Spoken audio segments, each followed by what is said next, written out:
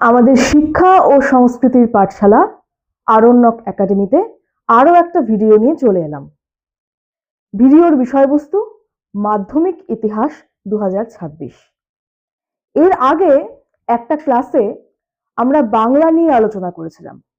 বাংলা প্রশ্নপত্রের গঠন কেমন হয়, কিভাবে লিখতে হয়, এই সবটা নিয়ে। আজকে আমরা যে ক্লাসটা করব সেখানেও কিন্তু আমরা প্রশ্নপত্রের গঠনটা নিয়ে খুব ভালো করে আলোচনা করব। এখানে নিছক কমনের আশা করো না, কারণ এখানে প্রশ্নপত্রের স্ট্রাকচারটা তোমাদেরকে পরিষ্কার করে বোঝানো হবে, যেটা যে কোনো পরীক্ষার আগে, সেটা মাধ্যমিক হোক বা অন্য কোনো পরীক্ষা, এই স্ট্রাকচার বোঝাটা কিন্তু ভীষণ জরুরি। কারণ পরীক্ষার হলে মাথা ঠান্ডা করে প্রশ্নপত্রটাকে বুঝতে গেলে আগে বাড়ি থেকে ওই স্ট্রাকচার সম্পর্কে একটা ধারণা নিয়ে কিন্তু যেতে হয়। তো বেশি কথা না বাড়িয়ে আমরা সরাসরি চলে যাব আমাদের আলোচনায়। প্রথমেই দেখো, সবাই বোর্ডের দিকে দেখো, আমি আগে তোমাদের গোটা সিলেবাসটা লিখে রেখেছি। তোমরা প্রত্যেকে এতদিন যা পড়াশোনা করেছো প্রত্যেকেই জানো সিলেবাসে কি আছে না আছে, নতুন করে বলার ব্যাপার নেই। কিন্তু যখন আমি প্রশ্নপত্রের স্ট্রাকচার নিয়ে আলোচনা করব, তখন কিন্তু নতুন করে এই সিলেবাসটাকে চোখের সামনে নিয়ে আসা খুব জরুরি। তোমরা আমার সঙ্গে শুনবে, প্রয়োজনে ভিডিও পজ করে করে খাতায় নোট করবে, এটা একটা রিভিশন মনে করবে। তো দশম শ্রেণীর সিলেবাসে অধ্যায় নম্বর 1 আছে ইতিহাসের ধারণা, অধ্যায় নম্বর 2 আছে সংস্কার, বৈশিষ্ট্য ও মূল্যায়ন, অধ্যায় নম্বর 3 আছে প্রতিরোধ ও বিদ্রোহ, অধ্যায় নম্বর 4 আছে সংঘবদ্ধতার গোড়ার কথা, অধ্যায় নম্বর 5 আছে বিকল্প চিন্তা ও উদ্যোগ, বৈশিষ্ট্য ও পর্যালোচনা। এখানে কিন্তু একটা বিষয় নোট করবে, সেটা হচ্ছে এটা 19 শতকের মধ্যভাগ থেকে 20 শতকের প্রথম ভাগ পর্যন্ত, যেটা মধ্যশিক্ষা পর্ষদের যে সিলেবাসটা তোমাদের, সেখানে কিন্তু পরিষ্কার করে বলা আছে। এটা এজন্য আমি এখানে লিখিনি। তো অধ্যায় নম্বর 6তে আছে 20 শতকের ভারতে কৃষক, শ্রমিক ও বামপন্থী আন্দোলন, বৈশিষ্ট্য ও পর্যালোচনা। অধ্যায় নম্বর 7-এ আছে 20 শতকের ভারতে নারী, ছাত্র ও প্রান্তিক জনগোষ্ঠীর আন্দোলন, বৈশিষ্ট্য ও বিশ্লেষণ। সবশেষে অধ্যায় নম্বর 8-এ আছে উত্তর ঔপনিবেশিক ভারত, 20 শতকের দ্বিতীয় পর্ব, 1947 থেকে 1964। এই হলো আমাদের গোটা সিলেবাস, যেটা নিয়ে আমরা ইতিমধ্যেই কিছু কিছু সেমিস্টার দিয়ে এসেছি। পাশাপাশি মাধ্যমিকের একটা টেস্টও তোমরা দিয়ে দিয়েছো এই গোটা সিলেবাসের উপরে। তো এই গোটা সিলেবাসটা এখন আমি মুছে দেব। আশা করি তোমরা প্রত্যেকে নোট করে নিয়েছো, আমি এটাকে মুছে দেব। আলোচনা আসছে, যেটা আমাদের প্রশ্নপত্রের স্ট্রাকচার, সেটা নিয়ে একটা বড় আলোচনা এবার আমরা করব। তো চলে আসি প্রথমেই বিভাগ নম্বর 1, বা যেটা বলা আছে বিভাগ ক। এই বিভাগ কতে যেটা সবচেয়ে গুরুত্বপূর্ণ, সেটা হচ্ছে এখানে 20খানা প্রশ্ন থাকে। বিভাগ কতে কটা প্রশ্ন? 20টা প্রশ্ন থাকবে, এবং 20টা প্রশ্নের মধ্যে প্রত্যেকটাই কিন্তু বাধ্যতামূলক। অর্থাৎ এই বিভাগ কতে তুমি কোনো অপশন পাবে না, 20টা প্রশ্নের 20খানাই তোমাকে উত্তর করতে হবে, এটা মাথায় ঢুকিয়ে নাও। এইবার এই যে 20টা প্রশ্ন, সেখানে দেখবে প্রথমেই লেখা থাকে সঠিক উত্তরটি বেছে নিয়ে লেখো। কি লেখা থাকে আমি এখানে লিখছি, সঠিক উত্তরটি বেছে নিয়ে লেখো। এবার কিভাবে সেই উত্তরটা বাছবে, আমি একটা প্রশ্ন দিয়ে বুঝিয়ে দিচ্ছি। সেটা হচ্ছে, ধরো এরকম একটা প্রশ্ন এলো,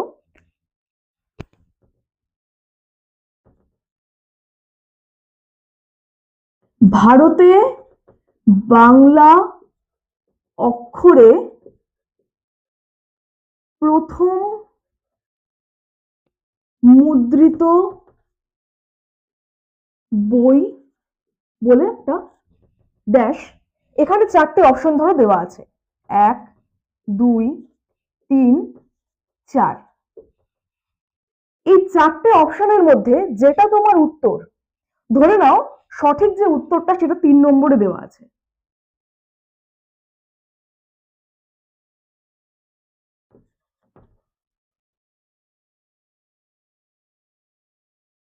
এই গ্রামার অফ বেঙ্গলি ল্যাঙ্গুয়েজ, এটাই তো উত্তর।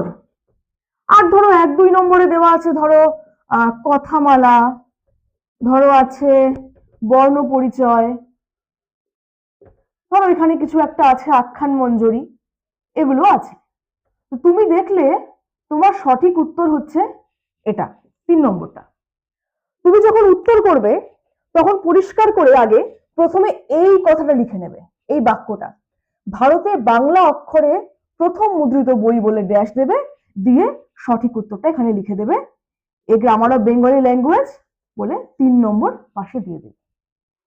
এটা কিন্তু পরিষ্কার করে পরীক্ষককে বোঝানো হয়ে গেল যে আমার সঠিক উত্তরটা কি। বেশ, এইভাবেই এখানে উত্তরটা দেবে। তো এই গেল আমাদের 20টা যে প্রশ্ন তার গল্প, মানে বিভাগ ক। এরপর আমরা আসব বিভাগ খতে। বিভাগ খতে যেটা গুরুত্বপূর্ণ বিষয়, এখানে বলা থাকবে প্রত্যেকটি উপবিভাগ থেকে অন্তত একটি করে মোট 16টি প্রশ্নের উত্তর দাও। কি বলা আছে আবার বলছি, প্রত্যেকটি উপবিভাগ থেকে অন্তত একটি করে মোট 16টি প্রশ্নের উত্তর দাও। তাহলে এইখানে কি গুরুত্বপূর্ণ বিষয় যেটা কিন্তু অন্য পরীক্ষার ক্ষেত্রে থাকে না, এই যে কথাটা আমি বলছি উপবিভাগ, এটা কিন্তু খুব গুরুত্বপূর্ণ, একটু নোট করবে। উপবিভাগ, ইতিহাসের প্রশ্নপত্র জুড়ে কিন্তু এই উপবিভাগ কথাটা তুমি পাবে, যেটা অন্য কোনো পরীক্ষায় প্রশ্নে পাবে না। এখানে কি বোঝাতে চাওয়া হলো, দেখো বিভাগ খ, এখানে তোমাকে 16টা প্রশ্নের উত্তর করতে হবে। কটা? 16টা প্রশ্নের উত্তর করতে হবে। কটা উপবিভাগ রয়েছে? উপবিভাগ রয়েছে এখানে 5টা, মানে 20খানা প্রশ্ন। তো এই 20খানা প্রশ্নের মধ্যে তোমাকে 16টা প্রশ্নের উত্তর দিতে হবে। তাহলে কি তুমি যে কোনো 16টা বসিয়ে দেবে? না, একটা মানে 1 নম্বর উপবিভাগ, সেখান থেকে একটা প্রশ্ন, এরকম করে তুমি 5টা থেকে 5টা প্রশ্ন লিখলে, তারপরে তুমি চুজ করবে বাকিগুলো কোথা থেকে করা যায়, এটা তোমার উপর নির্ভর করছে সবটা। তো এইখানে 4টা করে প্রশ্ন, অর্থাৎ আমরা 20টা প্রশ্ন পাবো, মানে আমি 1 নম্বরের ক্ষেত্রে পাবো 4টা, 2 নম্বরের ক্ষেত্রে পাবো 4টা, 3 নম্বরের ক্ষেত্রে পাবো 4টা, 4 নম্বরের ক্ষেত্রে পাবো 4টা, 5 নম্বরের ক্ষেত্রে পাবো 4টা। এই 5টা উপবিভাগ জুড়ে এই এতগুলো প্রশ্ন কিন্তু থাকবে। ঠিক আছে, তো এটার উদাহরণে আমি পরে আসবো, তার আগে আরেকবার বলে দিই যে পরে কি আছে, সেটা হচ্ছে বিভাগ গ। এই বিভাগ গতে যেটা গুরুত্বপূর্ণ সেটা হচ্ছে প্রত্যেকটা অধ্যায় থেকে 2টো করে প্রশ্ন থাকবে। মানে কি, তোমাদের যে 8টা অধ্যায় পাঠ্য রয়েছে, একটু আগে যেটা সিলেবাস আমি বললাম, সেই প্রত্যেকটা অধ্যায় থেকেই প্রশ্ন থাকবে। কটা করে থাকবে? 2টো করে থাকবে। তোমাকে কটার উত্তর করতে হবে? 11টা প্রশ্নের উত্তর কিন্তু করতে হবে। প্রশ্নগুলোর মান কত? 2। প্রত্যেকটা প্রশ্নের মান হচ্ছে 2। এইখানে যখন তুমি প্রশ্নের উত্তর করবে তখন একটা জিনিস গুরুত্বপূর্ণ মাথায় রাখবে, ধরো আমি একটা প্রশ্ন তুলে নিচ্ছি যে হিন্দু মেলার প্রধান উদ্দেশ্য কি ছিল। কি বললাম? হিন্দু মেলার প্রধান উদ্দেশ্য কি ছিল? মান কত বললাম? প্রশ্নের মান হচ্ছে 2। আর যখনই 2 নম্বরের প্রশ্নের উত্তর লিখতে হয়, বা 4 নম্বর বা 8 নম্বর যাই লিখতে হোক না কেন, সেখানে কিন্তু বাক্যর সংখ্যা নির্দিষ্ট করা থাকে। তুমি যখন 2 নম্বরের উত্তর লিখছো তখন কিন্তু এখানে পরিষ্কার বলা থাকে দুটি অথবা তিনটি বাক্য। কটা? দুটো অথবা তিনটা। তো কোনো কারণবশত তোমার ওই তিনটে বাক্যের জায়গায় চারটা বাক্য হয়ে গেল, ভয় পাওয়ার দরকার নেই, চারটে পর্যন্ত ঠিক আছে, এটাকে কিন্তু কনসিডার করা হয়। তো এই যে আমি প্রশ্নটা লিখলাম যে হিন্দু মেলার প্রধান উদ্দেশ্য কি ছিল, এর উত্তরটা আমি একটু সাজিয়ে দেখাচ্ছি, প্রত্যেকটা প্রশ্ন আমি দেবো না, আমি এটা দিচ্ছি। সেটা হচ্ছে 1867 সালের 12ই এপ্রিল 1867 সালের 12ই এপ্রিল প্রতিষ্ঠিত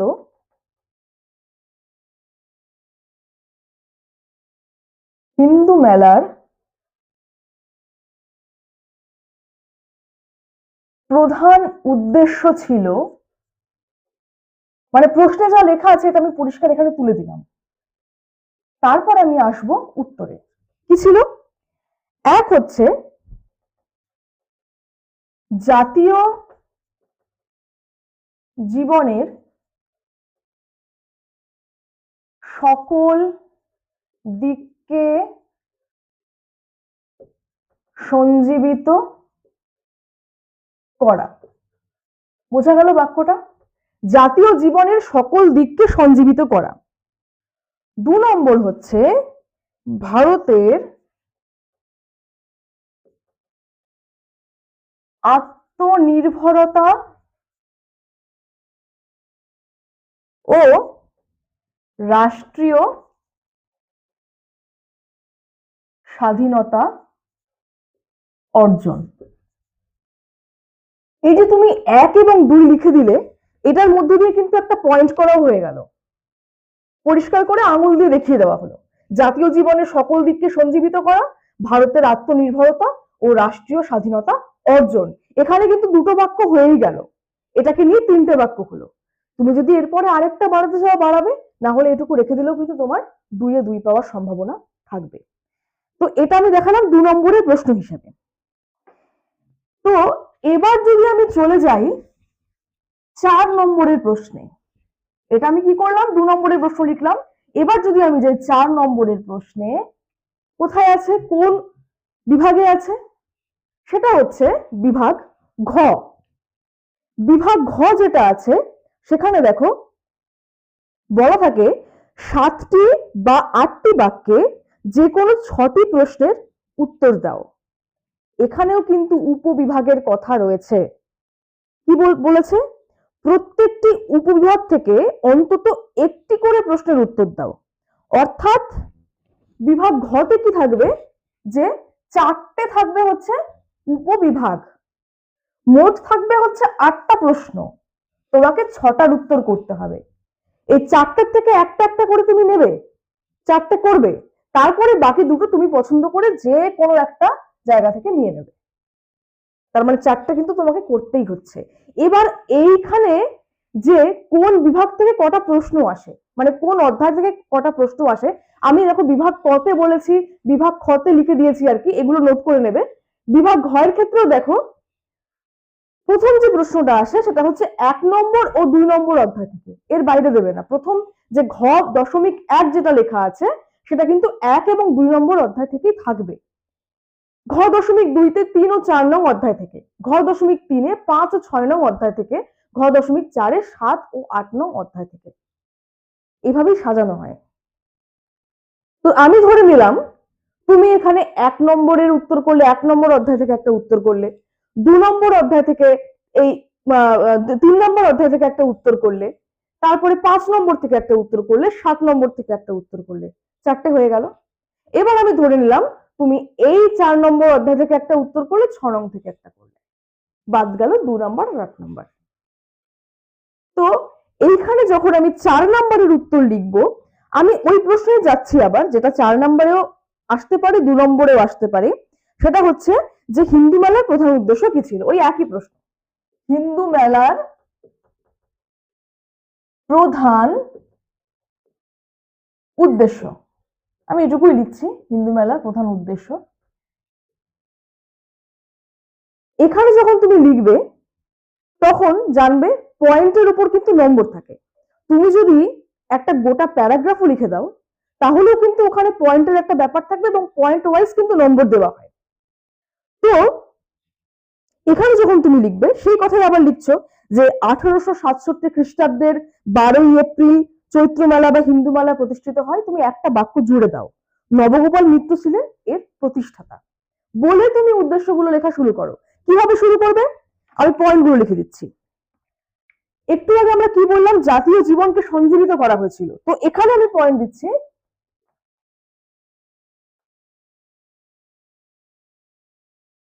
জাতীয় জীবন সঞ্জীবন। বোঝা গেল? এটাকে আমি পয়েন্ট বানিয়ে নিলাম। একটু আগে যেটাকে আমি উত্তর লিখছিলাম 1 নং 2 নং দিয়ে, সেটাকে আমি পয়েন্ট বানিয়ে নিলাম।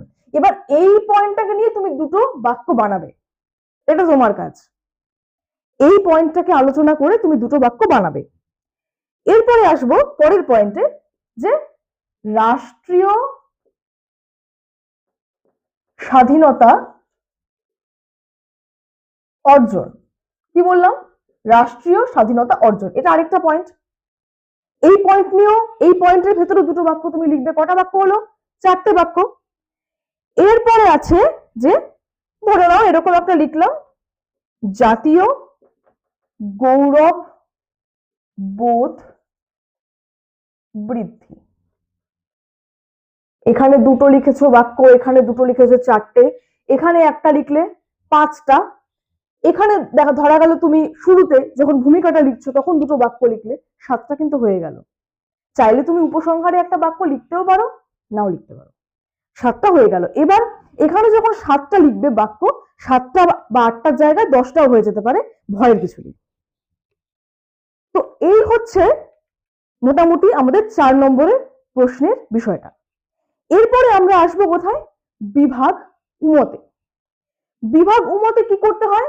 একটা মাত্র প্রশ্নের উত্তর লিখতে হয়, যেটা লিখতে হয় আমাদেরকে 15টা বা 16টা বাক্যে। কটা বাক্যে? 15টা বা 16টা বাক্যে যে কোনো একটা প্রশ্নের উত্তর লিখতে হয়। থাকে হচ্ছে আমাদের 3টে প্রশ্ন, এভাবেই দেওয়া থাকবে। এবার এই 3টে প্রশ্নের মধ্যে কোন অধ্যায় থেকে কটা আসছে?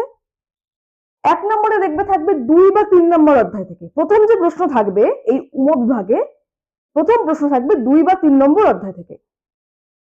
পরেরটা থাকবে 4 বা 5 নম্বর অধ্যায় থেকে। তারপরেরটা থাকছে 6 বা 7 নম্বর অধ্যায় থেকে। এখানে যেটা মাথায় রাখবে, এখানে কিন্তু 1 নম্বর এবং 8 নম্বর এই যে দুটো, এখান থেকে কোনো প্রশ্ন দেওয়া হয় না। তাহলে 1 এবং 8 নম্বর অধ্যায়কে বড় প্রশ্নের জন্য, মানে 8 নম্বরের প্রশ্নের জন্য তৈরি করার দরকার নেই, তুমি বাদ দিতে পারো। আর এখানে যেগুলো আছে তার মধ্যেও তুমি পছন্দ করতে পারো। ধরে নিলাম ওই একটা প্রশ্নের জন্য তুমি যে কোনো দুটো চ্যাপ্টার তৈরি করে রাখলে, যে এখান থেকে এই 2 চ্যাপ্টার থেকে যেটাই 8 নম্বরের প্রশ্ন আসুক না কেন আমি লিখতে পারবো। এই কনফিডেন্স তোমার থাকলে তুমি নিশ্চিন্তে দুটো চ্যাপ্টার এই অধ্যায়ের জন্য, এই বিভাগের জন্য তৈরি করে চলে যাও।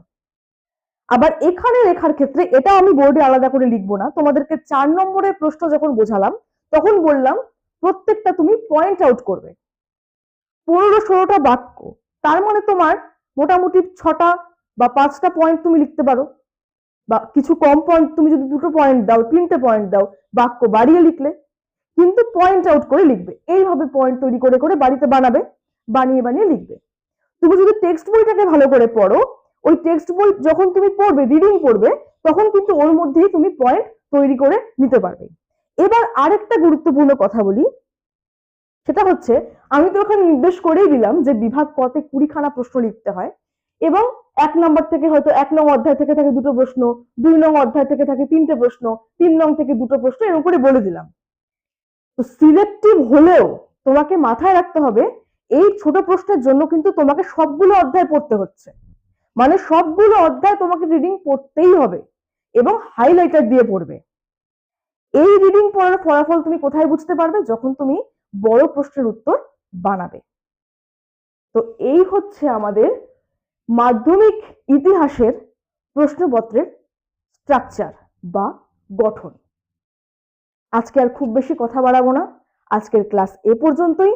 তোমরা সবাই খুব ভালো থাকো, সুস্থ থাকো, এবং আরণ্যক একাডেমির এই ক্লাসকে তোমার সহপাঠীদের মধ্যে পৌঁছে দেওয়ার জন্য এটাকে সাবস্ক্রাইব করো, শেয়ার করো এবং সঙ্গে বেল আইকনটা অবশ্যই ক্লিক করে রাখবে যেন প্রত্যেকটি ভিডিওর বার্তা তোমার কাছে সবার আগে এসে পৌঁছায়।